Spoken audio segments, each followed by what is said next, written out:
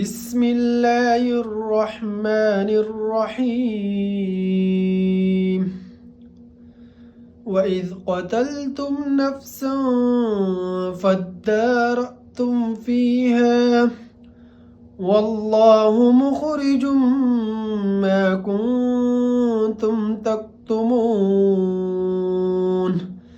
فقلنا اضربوه ببعضها كذلك يحيي الله الموتى ويريكم آياته لعلكم تعقلون ثم قست قلوبكم من بعد ذلك فهي كالحجارة أو أشد قسوة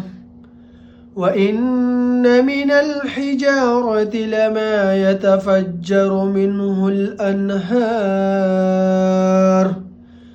وإن منها لما يشقق فيخرج منه الماء وإن منها لما يهبط من خشية الله وما الله بغافل عما تعملون.